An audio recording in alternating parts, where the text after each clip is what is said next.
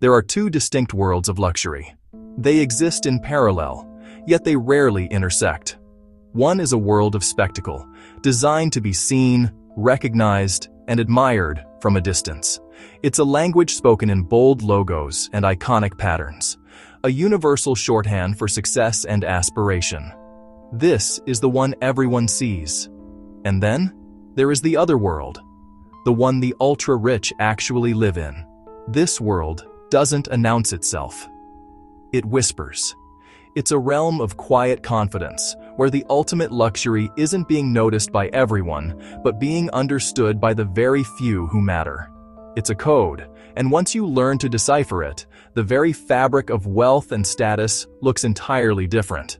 Most people, when they think of high-end goods, recognize the titans of the industry, brands like Gucci, Louis Vuitton, or Rolex. These are magnificent companies, masters of marketing and image who have successfully defined luxury for the 99.9%. Their products are symbols, worn to communicate a certain level of achievement to the world at large. They are the uniform of the visibly successful, but step inside the truly rarefied spaces, the billionaire boardrooms, the family offices managing dynastic fortunes, the most exclusive private clubs and elite social circles. And you'll find those famous brands almost completely disappear. It's not a matter of snobbery, but of evolution. When you can afford anything, the desire to prove it vanishes. The focus shifts from public validation to personal satisfaction. The question is no longer, what does this say about me to others, but how does this feel to me? Because the wealthiest and most discerning people on earth often wear, use, and experience luxury brands you've likely never even heard of. This is the world of stealth wealth, or quiet luxury, where the value is intrinsic, not advertised. It's a philosophy built on three pillars that mass luxury can never replicate: unparalleled craftsmanship, the finest materials on earth, and profound scarcity.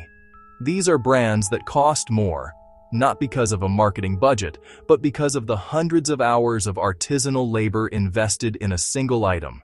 They last longer, designed not for a season, but for a lifetime, intended to be passed down as heirlooms. And they signal something far more powerful than money. They signal knowledge, taste, and an appreciation for true excellence. It's the difference between buying a billboard and owning a masterpiece. Think of a suit not bought off the rack, but crafted over 80 hours by a single tailor in Naples who knows your exact posture. Or a watch whose movement is hand-finished by a master in a quiet Swiss valley, a piece of mechanical art visible only to its owner. Imagine leather goods from a Parisian house older than the Eiffel Tower, where the patina the leather develops over decades is considered its most beautiful feature. This is a world where the name on the label is secondary to the name of the artisan who made it, where the story behind the object, its provenance, its materials, the skill it embodies, is the true source of its value. It's a language of subtle cues, the perfect drape of a vicuña overcoat, the soft gleam of a hand-welted shoe, the silent, satisfying click of a bespoke travel case. Today, we're pulling back the curtain. We're revealing the secret luxury brands of the ultra-rich.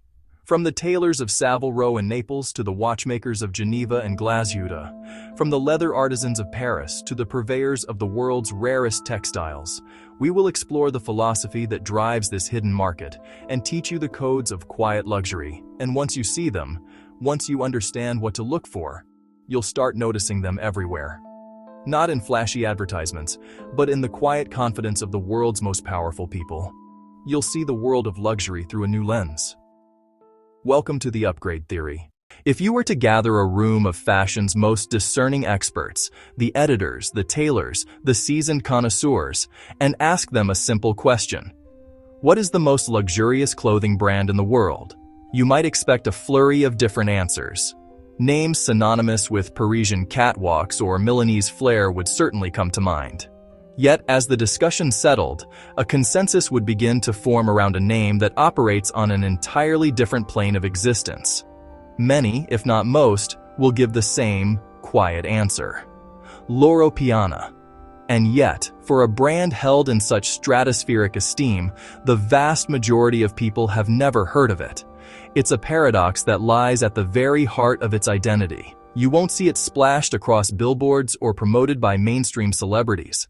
Its boutiques are understated sanctuaries, and its clients are a self-selecting group who have nothing to prove to the outside world.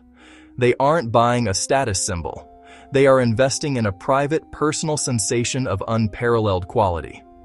That's because Loro Piana doesn't rely on the loud, declarative language of logos and overt branding. In a world saturated with visual noise, the brand has chosen a path of radical subtlety. Its philosophy is built not on what is seen, but on what is felt. It is a language spoken through touch, through drape, through an almost imperceptible sense of ease and comfort. Instead, it focuses its entire existence on something exceedingly rare and increasingly precious in our modern world: materials. But not just any materials. Loro Piana is a house built on an uncompromising, obsessive quest for the finest, rarest, and most noble fibers on earth. This isn't just a part of their business, it is their entire reason for being. They operate as both textile innovators and master craftsmen, controlling every single step of the process, from the remote landscapes where the fibers originate, to the final, hand-finished stitch on a collar. The brand produces fabrics that are legendary in the textile world, like their exclusive baby cashmere. This isn't simply the cashmere you might find elsewhere. It is harvested only once in a lifetime, from the underfleece of a Herkus goat kid, between 3 and 12 months old. The fibers are finer and softer than any adult cashmere, yielding a material of almost weightless warmth and ethereal softness. But even this incredible material pales in comparison to the brand's crown jewel, vicuña wool. Vicuña is, without exaggeration, one of the rarest and most precious fibers on the planet. It comes from a small, shy camelid that lives wild in the highest altitudes of the Andes Mountains. For centuries, its fleece, known as the fiber of the gods, was reserved only for Incan royalty. It was forbidden for commoners to wear it. The fiber itself is the finest in the animal kingdom, measuring a mere 12 microns in diameter. For comparison, the finest cashmere is around 15 microns, and a human hair can be 75. This incredible fineness, combined with a unique hollow structure, gives it insulating properties that are second to none. Hunted to the brink of extinction in the 20th century, the vicuña was saved in part by Loro Piana itself, which established a pioneering conservation program. They worked with Andean communities to re-establish a humane, sustainable shearing process that happens only once every 2 years and allows the animals to roam free. The yield from one animal is just enough for a single scarf. For a coat, you need the fleece of 25 to 30. This scarcity, combined with the painstaking artisanal process of dehairing and weaving, means a single coat can cost tens, sometimes hundreds of thousands of dollars. But from the outside, to the untrained eye, it looks almost simple. A beautifully cut coat, certainly, in a rich, natural color. There is no visible extravagance, no clue as to its almost mythical origin or its astronomical value. It is the ultimate expression of stealth wealth, and that is exactly the point. The luxury of Loro Piana is not for the spectator, it is for the wearer. It is the private knowledge of wearing something crafted from the rarest materials, with a level of quality that is almost impossible to find. It is a secret shared only with those who know. Because in the world of ultimate refinement, true luxury doesn't need to shout, it whispers. If luxury had a philosopher, a guiding intellect who sought to infuse meaning into every thread, it would undoubtedly be Brunello Cucinelli. His name is synonymous not just with exquisite clothing, but with a profound concept he calls humanistic capitalism. This isn't a marketing slogan, it's the foundational principle of his entire world.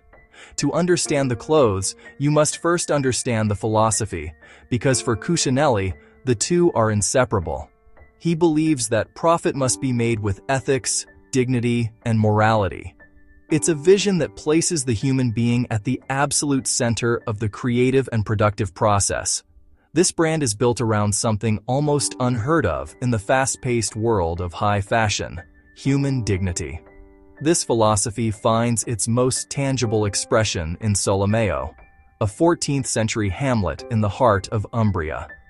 Witnessing his father's toil in a bleak factory, a young Brunello was struck by the quiet humiliation of a spirit worn down by an unfulfilling environment. He vowed that if he ever built an enterprise, it would be one that elevated the soul, not just the bottom line. So, instead of building a sterile factory, Brunello Cucinelli purchased and painstakingly restored the entire village of Solomeo, transforming it into the company's headquarters. Here, the workday is structured to honor the individual. Employees work from 8 a.m. to 5:30 p.m., with a 90-minute lunch break. Sending work-related emails after hours is discouraged. The goal is to preserve creative energy and ensure a harmonious balance between work, life, and spirit. Cucinelli believes that a serene and inspired artisan creates a superior product.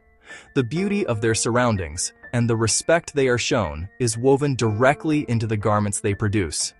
This focus on humanism is mirrored in the materials. Cucinelli is the undisputed king of cashmere.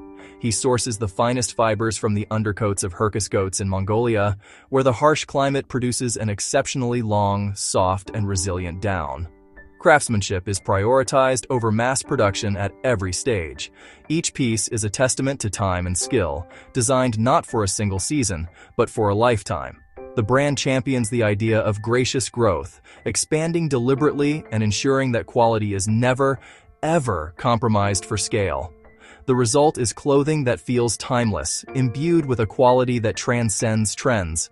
The aesthetic is one of sprezzatura, a studied carelessness, an effortless elegance. The colors are drawn from the earth: stone, beige, slate, and soft whites. The silhouettes are comfortable, sophisticated, and designed to be lived in. It's a wardrobe for the person who has nothing to prove. This is why so many of the world's most successful founders, CEOs, and entrepreneurs gravitate towards Brunello Cucinelli. To wear his clothing is to make a statement about your personal philosophy. It signals an appreciation for substance over spectacle, for enduring quality over fleeting novelty. It communicates that you understand the difference between price and value. In a world saturated with logos and loud declarations of wealth, the quiet confidence of a Cucinelli garment speaks volumes. It represents values, not just fashion. And in the highest echelons of influence, shared values are one of the strongest, most respected, and most powerful status signals of all. In the world of watches, most people chase visibility, but collectors chase legacy. One of the most respected names in watchmaking is Patek Philippe. Their famous message says everything. You never actually own a Patek Philippe. You simply take care of it for the next generation. These watches are not accessories. They are heirlooms. Some collectors wait years for specific models. Others pass them through generations.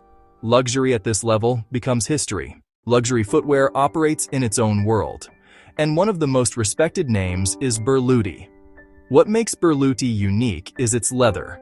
Each pair develops a special patina over time. The color becomes deeper, richer, more personal, meaning the shoes evolve with the owner. In a world of fast fashion, Berluti creates products designed to age beautifully. If you want one of the most expensive suits in the world, you might end up at Vuitton. Vuitton suits are handmade in Italy. Some require more than 20 hours of craftsmanship. Every detail is precise. The fabric, the structure, the balance. For clients who wear Vuitton, luxury is not about fashion. It is about perfection. For decades, Bottega Veneta followed one philosophy: when your own initials are enough. In other words, no logos. Instead, the brand focused on craftsmanship. Its signature woven leather design became recognizable without branding. Those who understand luxury recognize it immediately. Those who don't simply see a beautiful bag, that's quiet luxury. One of the most respected tailoring houses in the world is Cucinelli. Founded in Paris, the brand produces bespoke suits. Each garment is made individually for the client. Shoulders are shaped by hand. Patterns are cut with incredible precision. Only a limited number are produced each year, which makes them extremely exclusive. When it comes to diamonds, Graf sits at the top of the luxury pyramid. The company handles some of the rarest stones on Earth. Many of the world's most valuable diamonds have passed through Graf. Their pieces are often custom-made for elite collectors, meaning every creation is unique. Stefano Ricci is another brand favored by elite clients. This Italian house produces some of the most luxurious menswear in the world. Its boutiques resemble private clubs more than stores. Many clients include royalty and influential business leaders. The brand represents authority and sophistication. The deeper you go into the world of luxury, the quieter it becomes. Mass luxury is designed for visibility. Elite luxury is designed for recognition. Mass luxury wants attention. Elite luxury reflects identity. And once you understand that difference, you begin to see luxury in a completely new way. Because real power rarely needs to be loud. This is the upgrade theory, where discipline becomes identity. Subscribe if you move different.